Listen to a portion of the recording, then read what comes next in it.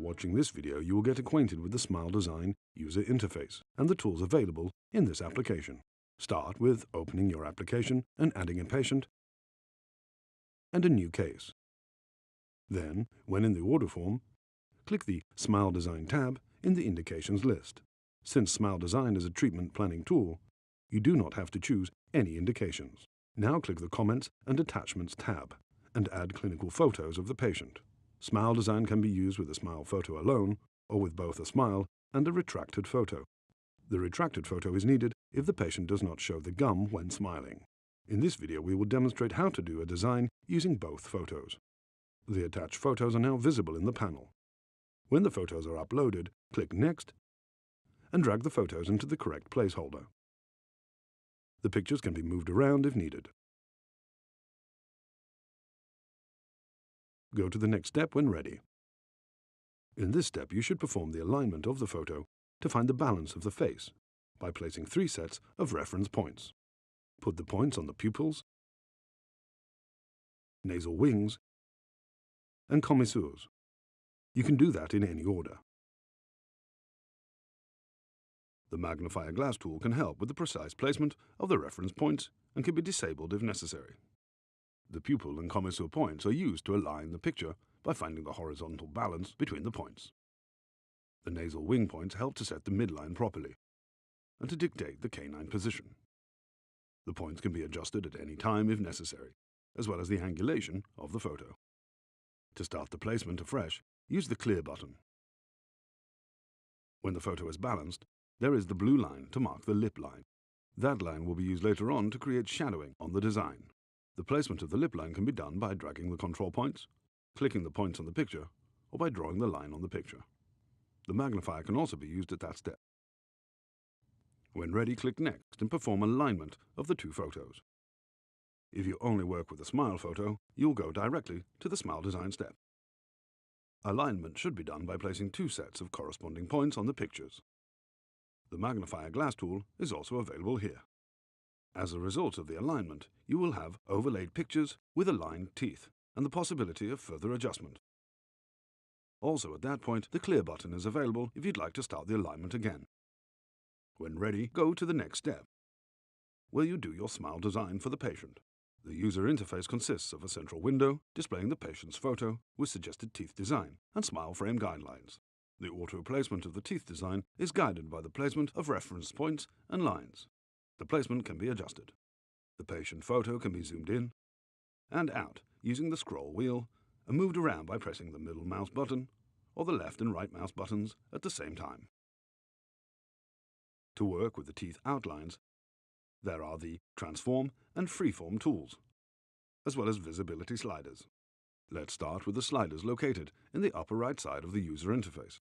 Use the sliders or shortcuts visible in brackets while hovering over a given slider to hide the smile frame, turn the simulated teeth texture on and off, switch between the smile and retracted photos if available.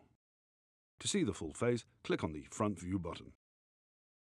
While working on the outline design, you can change the default library by going to the Smile Library drop-down list and selecting the desired shapes. If you click twice, then you can flick through the libraries using the up and down arrows on the keyboard. The default number of teeth is 10.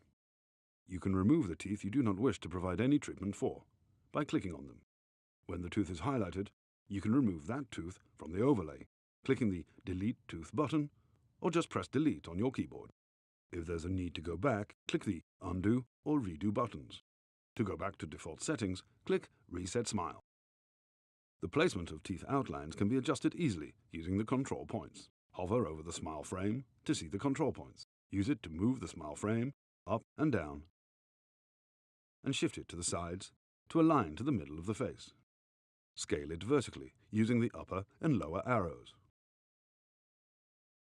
Or scale the width using the lateral arrows. While doing that, you can see the change in the percentage of the height to width ratio.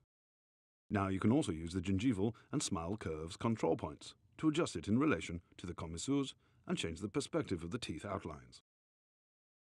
By default, the Smile Design step opens with the Transform tool being active. The tooth, when chosen and activated, can be moved around to adjust the position. Just click on it and drag. You can also use the symmetric design and link design mode to design the shapes in relation to other teeth. In the default setting, both are activated. Symmetric design allows you to work on the chosen tooth and the contralateral tooth at the same time. Linked design allows you to adjust the tooth and its neighbor at the same time. While both tools are active, you can use the full adjustment possibilities provided by the software, which is symmetrical adjustment to all the guiding lines and design of the whole smile. Click on the Freeform Tool button to activate it, or use the Tab button to switch between tools. While in the Freeform Tool mode, the highlight of the chosen tooth changes to green. You can change the shape of the tooth, hovering over the tooth to see a prediction of the new shape. The radius of the tool can also be adjusted using the slider, or by holding Shift and using the mouse scroll. You can also change the shape of the tooth by freely drawing its outlines. To change between teeth, click on another tooth. You will have to be further away than the prediction to select it. The Measurement tool enables you to add measurements of the existing teeth. The measurement can be used as a reference when you do the smile design, and as input for making the mock-up model. Place the arrow where the measurement has been taken, and input the value in the measure box. In the next step, you can use the Simulation tool, where you can change the texture library on the teeth.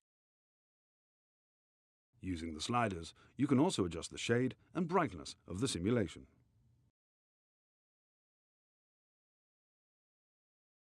It can be done for all the teeth involved, or just for some of them. Use Auto Color to restore to default.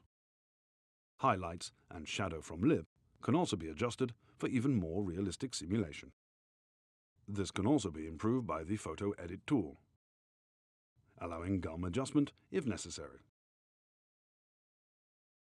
The size of that tool can be changed using the slider or by holding Shift and mouse scroll.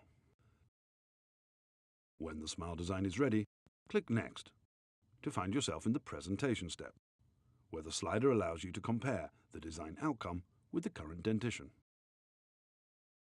At that step, you can use the Export Photos button that allows you to choose the location and export the photos in PNG format. Now you are familiar with the tools available in the Smile Design application. Thank you for watching.